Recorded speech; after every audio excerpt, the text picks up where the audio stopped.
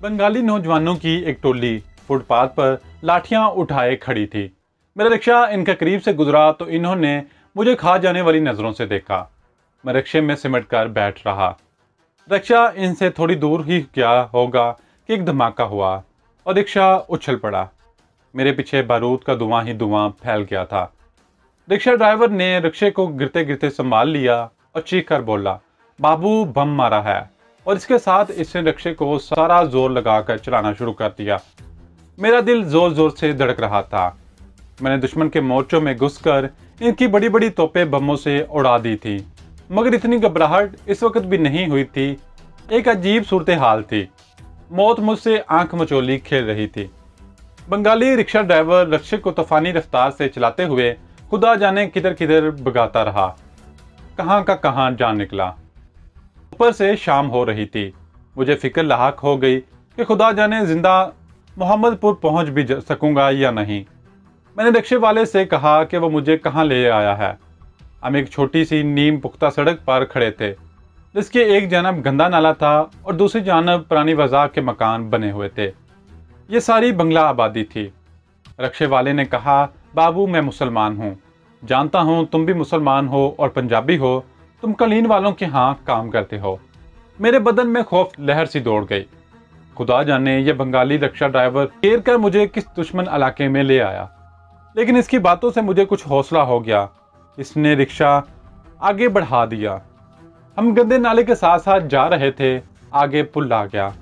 अभी हमारा रिक्शा पुल से कुछ फासले पर था कि पुल पर धमाका हुआ। बंगाली रिक्शे वाले ने रिक्शा रोक लिया और नीचे उतर आया। पुल पर मैंने आदमियों का एक हजूम देखा जो एक औरत और एक आदमी को पकड़कर घसीटते हुए ला रहे थे।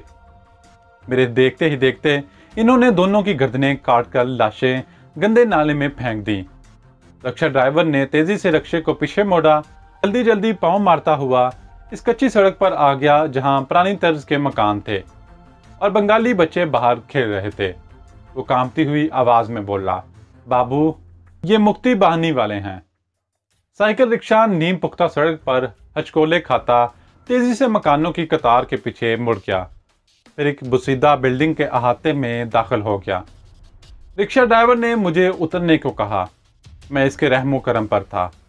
इसकी बात मानने के सिवा कुछ नहीं कर सकता था। वह मुझे मुक्ति बहानी का साथी लगने लगा था। मैं इसे उर्दू में सिर्फ इतना पूछा कि वो मुझे कहाँ ले आया है। बंगाली रिक्शा ड्राइवर ने कोई जवाब ना दिया और अपने पीछे आने का इशारा किया। अहाते में एक तारीख जीना ऊपर जाता था। बाबू अभी बाहर खतरा है, ऊपर आ जाओ। मेरे लिए तो ऊपर भी खतरा था, लेकिन धड़कते दिल के साथ जीना चढ़ने लगा। एक दुबली सी सफेद साड़ी पोश औरत मुझे देखते ही एक तरफ हटकर अपने हाथ साड़ी के पल्लू से पूंछने लगी। वो बर्तन धो रही थी।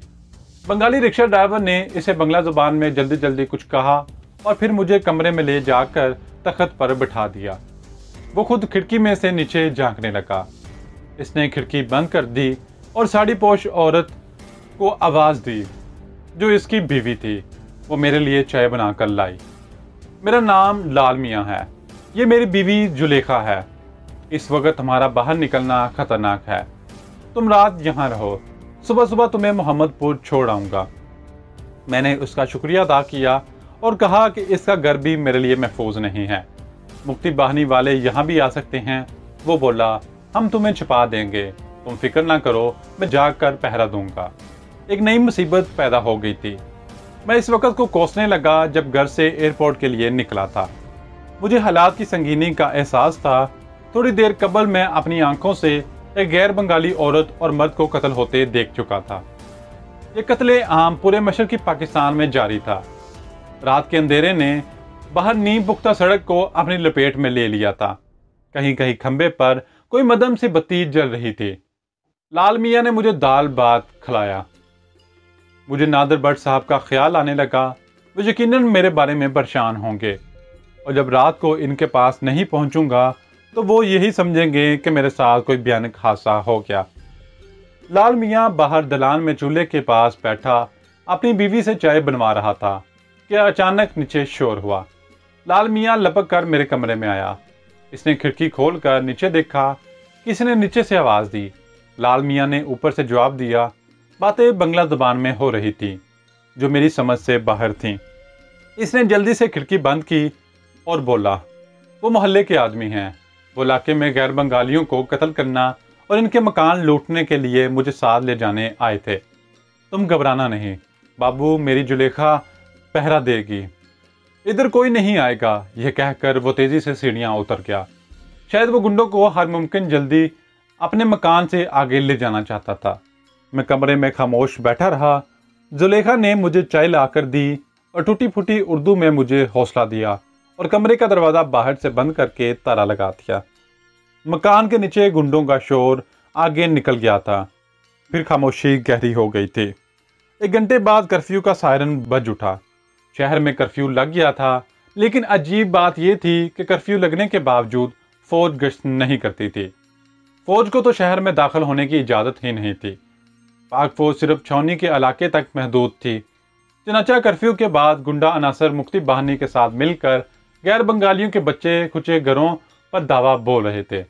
مردوں کو وہیں قتل کر دیتے، عورتوں کو اغوا کر کے لے جاتے اور مکان لوٹ کر انہیں آگ لگا دیتے۔ یہ ایک لاقانونیت اور بربریت کھلے بندوں ہو رہی تھی۔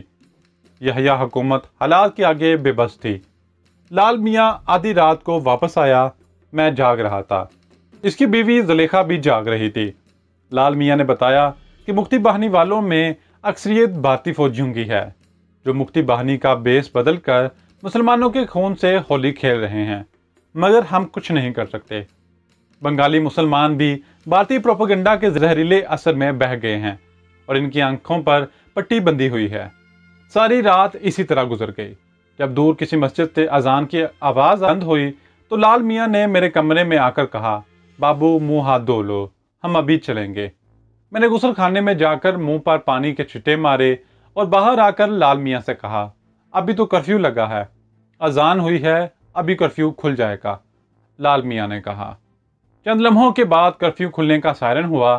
لال میاں مجھے لے کر نیچے آ گیا۔ بلڈنگ کے احاطے میں ایک طرف اس کی سائیکل رکشہ کھڑی تھی۔ یہاں اندھیرا تھا۔ لال میاں نے احاطے سے باہر سڑک پر جا کر صورتحال کا جائزہ لیا، پھر لپک کر آیا اور بولا، سڑک خالی ہے، بیٹھ جاؤ، ہم محمد پور جائیں گے۔ میں کلمہ شریف کا ورد کرتا ہوا رکشے میں بیٹھ گیا۔ صبح کی ٹھنڈی ہوا میں پچھلے پہر کے پھیکے اندھیرے میں سے گزرتا ہوا محمد پور کی طرف روانہ ہو گیا۔ میرے لیے یہ سارے راستے انجان تھے۔ لال میاں رکشے کو کبھی تیز کر دیتا اور کبھی آہستہ آہستہ چلانے لگتا۔ کئی چھوٹی چھوٹی ویران گلیوں سے گزر کر جب وہ بڑی سڑک پر آیا تو میں نے اس سڑک کو پہچان لیا۔ سڑک سنسان پڑی تھی، کہیں کہیں کوئی دکان ٹوٹی ہوئی دکھائی دیتی تھی جس کا سامان باہر بکھرا ہوا تھا۔ یہ سڑک آگے جا کر ایوب گیٹ کی طرح مڑ جاتی تھی، وہاں سے ہمیں محمد پور میں داخل ہونا تھا۔ جب رکشہ موڑ سے گھوما تو ایک طرف سے 2 آدمی سامنے آ گئے۔ ان کی ہاتھوں میں لاٹھیاں تھیں اور وہ پولیس کی وردی میں تھے۔ لال میاں نے انہیں دیکھتے ہی رکشے کی رفتار تیز کر دی۔ دونوں آدمی ہمارے رکشے کی طرف بھاگے۔ رکشہ اور تیز ہو گیا۔ لال میاں گدی کے اوپر لیٹ گیا اور طوفانی انداز میں پیڈل چلانے لگا۔ پیچھے سے رکشے پر ایک لاٹھی زور سے لگی۔ میں نے سر نیچے کر لیا۔ رکشہ طوفانی رفتار کے ساتھ ایوب گیٹ میں سے گزر کر محمد پور میں داخل ہو گیا۔ لال میاں نے رفتار کم نہ کی۔ میونسپل ہال کے ایک منزلہ عمارت کے پاس کچھ غیر بنگالی نماز کے لیے مسجد کی طرف جاتے نظر آئے۔ لال میاں نے پیڈل چلانا بند کر دیے۔ وہ بری طرح سے ہانپ رہا تھا۔ میں نے سر اٹھا کر پیچھے دیکھا، دونوں بنگالی پولیس والے غائب ہو چکے تھے۔ لال میاں نے ایک مسجد کے آگے جا کر رکشہ روک لیا اور اتر کر فٹ پاتھ پر بیٹھ گیا۔ اس کی سانس پھولی ہوئی تھی۔ میں بھی اتر کر اس کے پاس بیٹھ گیا۔ جب اس کی سانس درست ہوئی تو بولا، وہ مکتی باہنی والے تھے، میں انہیں پہچانتا ہوں، خدا نے تمہیں بچا لیا ہے۔ میں نے لال میاں کا ہاتھ پکڑ کر پیار سے دبایا اور کہا کہ وہ ایک سچا مسلمان ہے اور میں اس کا یہ احسان زندگی بھر نہیں بھولوں گا۔ بابو، تمہیں کس مکان پر جانا ہے؟ چلو تمہیں چھوڑاؤں۔ میں نے کہا، میں اپنے علاقے میں ہوں، مگر تم ابھی مت جاؤ، وہ مکتی باہنی والے تمہیں پکڑ لیں گے۔ وہ مسکرایا، بابو، میں اب دھان منڈی کی طرف سے جاؤں گا۔ میں نے جیب سے 100 روپے کا نوٹ نکال کر اسے دینا چاہا تو اس نے لینے سے انکار کر دیا اور کھڑی ہو کر بولا، بابو، سارے بنگالی ایسے نہیں ہیں۔ یہ کہہ کر وہ رکشے پر سوار ہوا اور میرے دیکھتے ہی دیکھتے دان منڈی کی طرف جاتی گلیوں میں غائب ہو گیا۔ میرا دل مفلوق الحال مگر سچے بنگالی مسلمان کی مہنونیت کے جذبات سے لبریز ہو گیا۔ اس نے اپنی جان خطرے میں ڈال کر مجھے ایک سے زیادہ مرتبہ موت کے منہ سے بچا لیا تھا۔ نادر بٹ صاحب نے مجھے اپنے سامنے دیکھا تو یا اللہ تیرا شکر ہے کہہ کر مجھے گلے سے لگا لیا۔ تم کہاں چلے گئے تھے؟ ہم تمہاری زندگی سے مایوس ہو چکے تھے۔ میں نے انہیں مختصر الفاظ میں اپنی روح داد سنائی اور واپس خان ہوٹل میں آ گیا۔ میں اپنے کمرے میں چارپائی پر لیٹا ہی تھا کہ دان منڈی کی طرف دھماکہ ہوا اور پھر پرندوں کا شور سنائی دینے لگا۔ لوگ مکانوں سے باہر نکل آئے۔ معلوم ہوا کہ مفتی بانی والوں نے اقبال سکول پر بم مارا ہے۔ پھر دن نکل آیا اور میں نے سونے کے بجائے غسل کر کے کپڑے بدلے، ناشتہ کیا اور بٹ کارپٹ ہاؤس پہنچ گیا۔ حالات خراب سے خراب تر ہوتے چلے گئے۔ محمد پور بستی میں ہمارے قریب میں چٹاگنگ سے ایک فیملی آئی جن کی 3 جوان لڑکیوں کو اغوا کر لیا گیا تھا۔ انہوں نے بتایا وہ بڑی مشکل سے یہاں تک پہنچے ہیں۔ وہ بہاری لوگ تھے، ایک عرصے سے مشرقی پاکستان میں مقیم تھے، روانی سے بنگلہ بولتے تھے، مگر ان کا کہنا تھا کہ بنگالی ان کے لہجے سے پہچان جاتے ہیں کہ وہ بہاری ہیں۔ ان کی زبانی یہ بھی معلوم ہوا کہ مفتی باہنی والے چٹاگنگ کے گرلز ہاسٹل سے تمام لڑکیاں اغوا کر کے لے گئے ہیں۔ بربریت کے بھیانک سائے اب محمد پور کی طرف بھی بڑھ رہے تھے۔ میرپور بہاری بستی کی جانب سے بھی بڑی ہولناک خبریں آ رہی تھیں۔ ان کا پانی بند کر دیا گیا تھا۔ بٹ صاحب نے مجھے اپنی دکان پر بلوا لیا تھا۔ میں رات کو ان کے شو روم میں سوتا۔ وہ اوپر والی منزل میں کھڑکیاں دروازے بند کر کے سوتے تھے۔ شو روم کے دروازے کے اندر کی جانب رات کو ایک الماری رکھ دی جاتی تھی۔ اگرچہ یہ غیر بنگالی اکثریت علاقہ تھا، لیکن تباہی کے منحوس سائے اس پر بھی منڈلانے لگے تھے۔ ساری رات مفتی باہنی والوں کے اشتعال انگیز نعروں کی آوازیں آتی رہتی، بموں کے دھماکے ہوتے رہتے، سب کی نیندیں اڑ گئی تھیں۔ لوگ محمد پور کے علاقے سے باہر جانے سے گھبراتے تھے۔ مارچ کے شروع میں محمد پور بستی کے کنارے والی آبادی پر حملہ شروع ہو گیا اور لوگ جانے بچا کر بستی کے اندر کی طرف بھاگنے لگے۔ پاک فوج کو بھی ابھی تک چھاؤنی سے باہر جانے کی اجازت نہیں تھی۔ محمد پور کے اقبال سکول پر مفتی باہنی نے قبضہ کر لیا تھا۔ یہاں قتل گاہ مہاجرین بنا دی گئی، جہاں باہر سے غیر بنگالیوں کو پکڑ کر لایا جاتا اور انہیں طرح طرح کی اذیتیں دے کر ہلاک کر دیا جاتا تھا۔ ساری بستی خوف و ہراس میں ڈوب گئی۔ نادر بٹ ہر وقت پستول لگائے رہتے۔ 15 مارچ کی رات کو ہمارے شو روم پر رائفل سے فائرنگ ہوئی۔ نادر بٹ صاحب کی ٹویوٹا گاڑی شو روم کے سامنے کھڑی رہتی تھی۔ ایک رات مفتی باہنی والے اسے گھسیٹ کر لے گئے۔ ٹیلی فون کا سلسلہ کئی روز سے منقطع تھا۔ اگرچہ ٹیوب ویل بستی کے اندر نہ ہوتا تو پانی بھی بند ہو جاتا۔ بجلی کا سلسلہ دن رات میں کئی بار ٹوٹ جاتا تھا۔ دان منڈی کی طرف بنگالیوں نے اپنے مکان پر بنگلہ دیش کے پرچم لہرا دیے تھے۔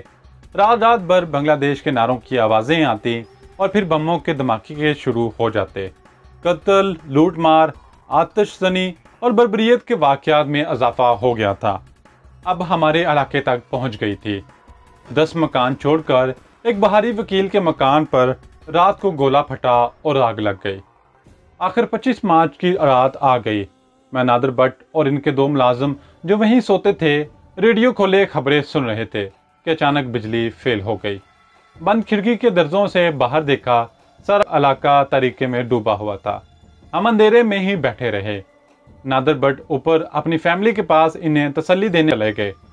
ٹھیک 1 بجے رات ایک زبردست دھماکہ ہوا۔ نادر بٹ صاحب ہمارے پاس ہی اندھیرے میں بیٹھے تھے۔ ان کے منہ سے بے اختیار نکل گیا، یہ توپ کا گولہ ہے، شاید فوج حرکت میں آ گئی ہے۔ اس کے ساتھ ہی گولوں کے دھماکے شروع ہو گئے۔ پھر نعرہ تکبیر، اللہ اکبر اور پاکستان زندہ باد کی آوازیں سنائی دیں۔ ہمارے چہرے خوشی سے چمک اٹھے۔ مشین گن کی فائرنگ ہونے لگی۔ 1 گھنٹے بعد پاک فوج کی گاڑیاں محمد پور کی بستی میں پہنچ گئیں۔ لوگ پاک فوج زندہ باد، پاکستان زندہ باد اور اللہ اکبر کے نعرے لگاتے گھروں سے نکل آئے۔ لاؤڈ سپیکر پر اعلان ہوا کہ مکانوں پر سے بنگلہ دیش کے پرچم اتار دیے جائیں۔ شہر کو فوج کے حوالے کر دیا گیا ہے۔ 26 مارچ کو سورج طلوع ہوا تو ہمیں محسوس ہوا کہ ہم ایک بار پھر پاکستان کی آزاد فضاؤں میں سانس لے رہے ہیں۔ گاڑیاں سڑکوں پر چلنے لگیں۔ شہر کی زندگی 29 مارچ تک معمول پر آ گئی۔ مشرقی پاکستان کے دوسرے شہروں اور خاص طور پر سرحدوں پر پاکستان کی سالمیت کو بچانے کی جنگ جاری تھی۔ پل ٹوٹ رہے تھے، کارخانوں، دفتروں اور بینکوں سے شرپسند لوگ بھاگ گئے تھے۔ مغربی پاکستان سے فوج اور ٹیکنیکل سٹاف کی آمد کا سلسلہ شروع ہو گیا تھا۔ فوج کا تحفظ ملا تو ایئرپورٹ پر بیٹھے ہوئے لوگ واپس اپنے گھروں میں آ گئے۔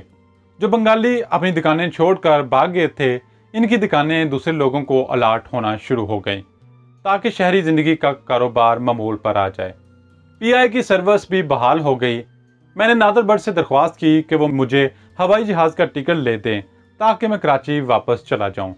انہوں نے میرے کندھے پر ہاتھ رکھ کر کہا، برخودار، اب تمہیں اپنا ملک چھوڑنے کی کیا ضرورت ہے؟ حالات ٹھیک ہو گئے ہیں۔ یہ بھی اپنا ہی پاکستان ہے۔